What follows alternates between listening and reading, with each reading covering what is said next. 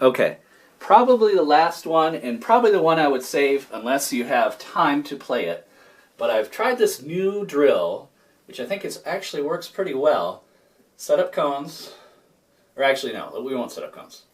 What we'll do is we'll just use the goals. So what you do is you get everybody, all the kids in the center for both fields. So you're going to have them working both this way and this way. And it's the give and go with a twist. So essentially the give and go is one kid starts with the ball and then they pass in front of the other player. The player proceeds, passes it in front of the other player. Has to be in front. If you pass behind them and this kid's moving, it's going to be behind him, right? So the intent is to progress down the field and shoot. Now, what typically happens is this kid, one, will overkick it, and then this kid will not close the gap to build a bridge between them. So what happens is now you have these kids way spread out, or you get some kid that wants to go out here, and then there's no way a kid at this level is going to pass halfway across the field and not get intercepted. So what my brilliant plan for this season is I give them a rope that they hold on to. Everybody wants to tie them around themselves, but we won't do that.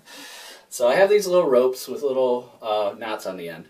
And essentially they hold onto the rope.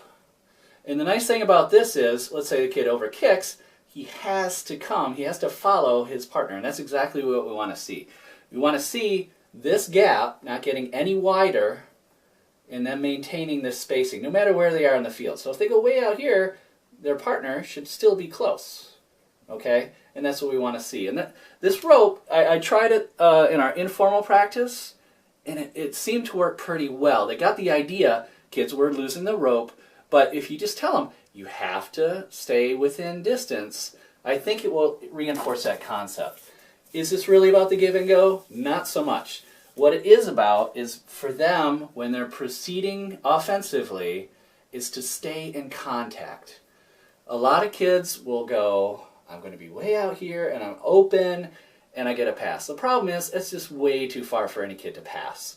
So we want to see them is not like on top of each other in a bumblebee formation, but we do want them within contact of the ball.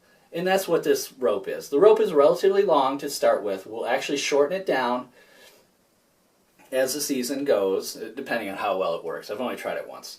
But what we want them to be is in contact with the ball, not in the melee, not in this bumblebee, but we do want them out, not way out here, but within contact of that big, colossal scrum of kids, right? We want them out in space, but not like super far away.